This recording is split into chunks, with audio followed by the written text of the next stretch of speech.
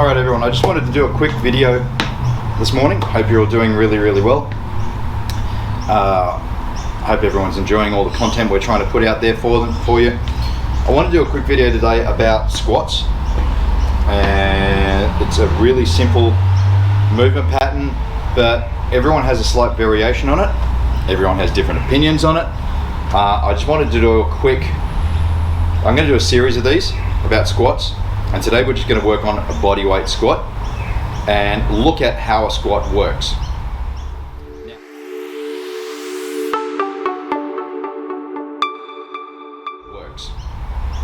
Now, everyone's going to squat slightly differently to their abilities. Everyone's going to have a different squat depth as to how far they can get down into a squat.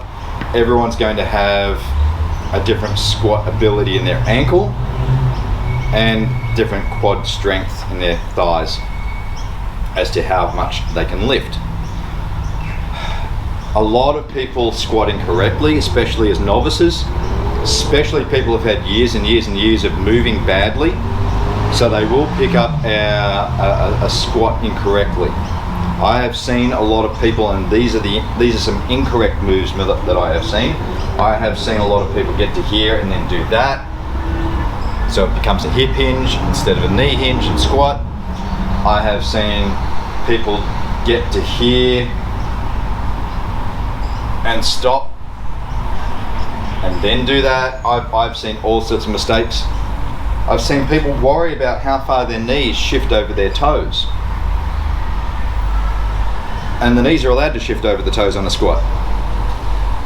So I've seen all sorts of incorrect movements. Today we're going to look at what is correct and what could be correct for you and your abilities.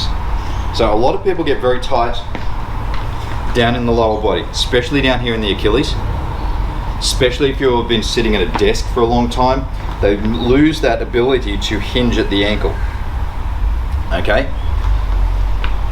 That ability to hinge at the ankle determines a lot of how far you can go down into your squat. It's not just strength at the quads. So you see a lot of people squat with a plate under their heels and elevate their heels to try and compensate.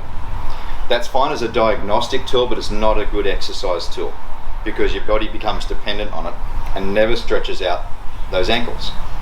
So what we're going to look at today is, for people who have that ankle issue, they will tend to, if they do correct form on a squat, they will get to about here and then they'll struggle. That ankle can't go any further. So that's about the depth of their squat they're going to get until they improve that ankle mobility. Okay, and you know what? That's actually fine. That's completely okay. There is nothing wrong with that if that is what your ability is.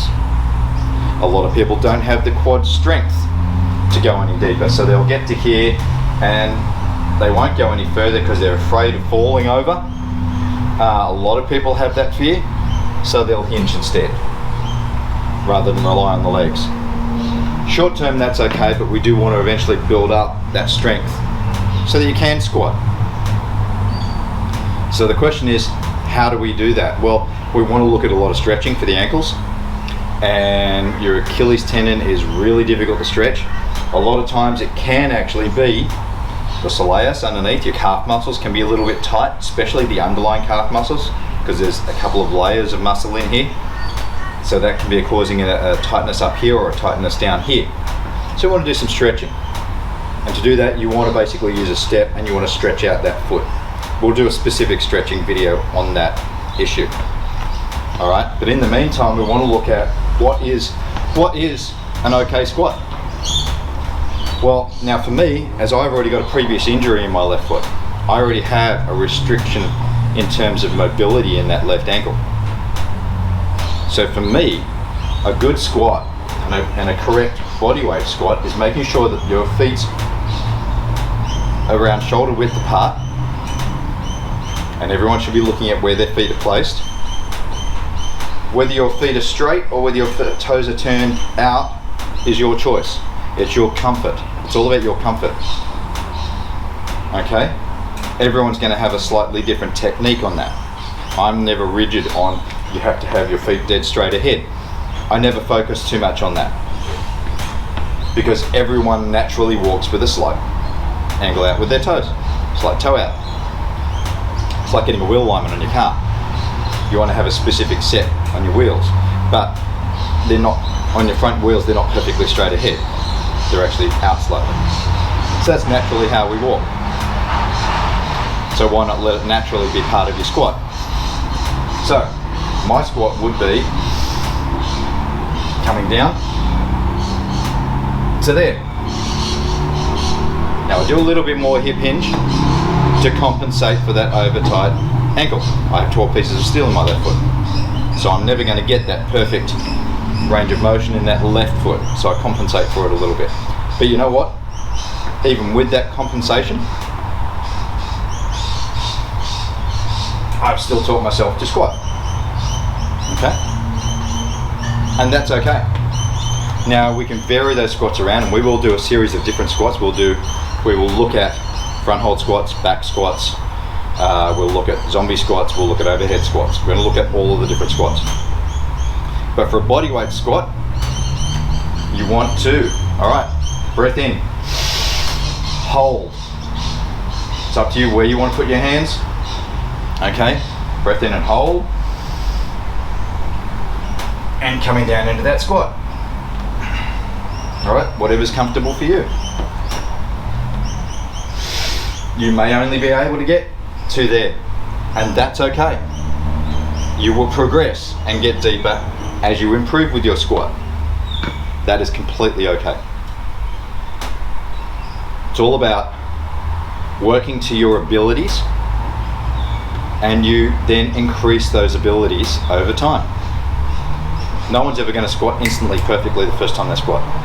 I don't think I've ever, in the years I've been a trainer, ever seen anyone squat perfectly first day. A lot of people have an issue when they squat with their knees shifting. I think I might have mentioned this on another video. If that's happening, then that will usually be a glute max, glute med, or potentially tensor fascial latae issue stabilizing at the hips. Now, that's easy enough to fix. We've got a whole heap of activation videos up already and coming, which work on increasing the strength in that hip area. So that will fix a lot of those hip issues. All right, so have a look at those, have a refer to those if you're having that knee shift issue as you squat. If the knees are shifting, they're caving in, so that's caving in. If they're shifting at all as you squat, then you need to strengthen all of this issue through here.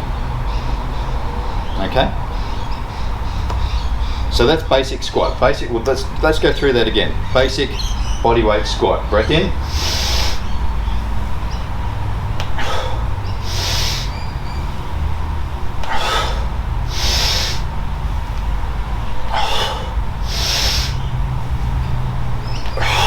Basic bodyweight squat.